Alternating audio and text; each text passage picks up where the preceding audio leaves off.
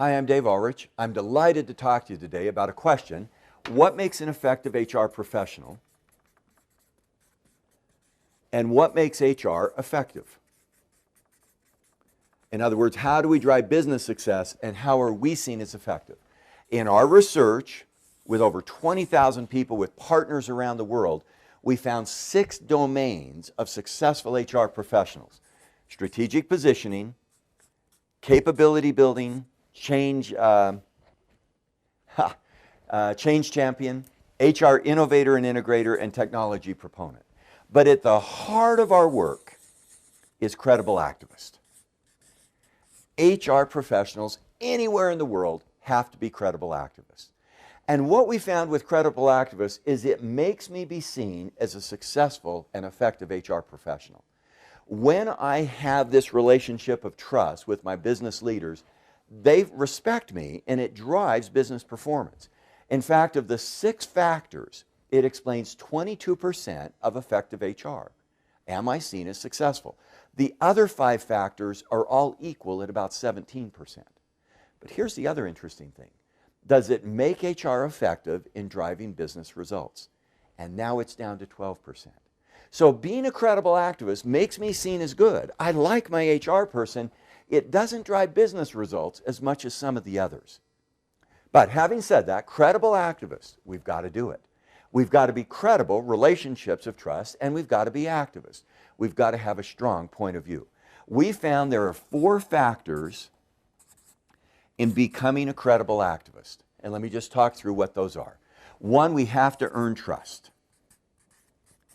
We earn trust by doing what we say we'll do. Stephen Covey did a great book. It's The 8th Habit. Change at the speed of trust. Can we in HR be credible because we're trusted? Do we meet our commitments? Do we do what we say we're going to do? Can I be trusted in the work that I do? I meet a lot of HR professionals, and I say, how well do you get along with your business leader? And they say, I get along great. I do what I'm asked. I've worked consistently with the integrity, with ethics, and doing what I'm asked. But it's not enough. Do we influence and relate to others?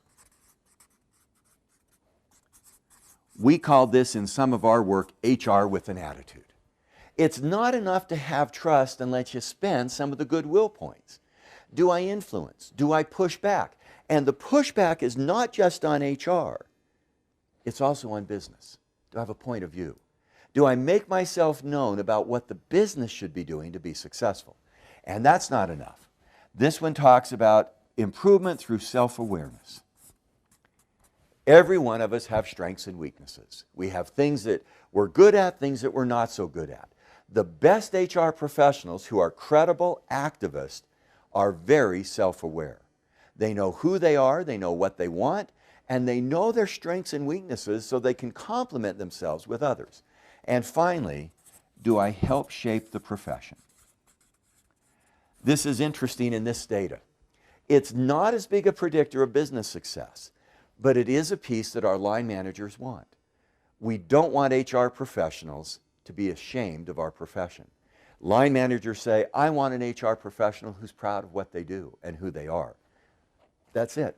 We need to be credible activists. It is especially important for being an effective HR professional, but it also helps HR be effective in driving business results. Be credible by earning trust, be an activist through our influence and relationships, be self-aware, and be concerned with and dedicated to the development of our profession.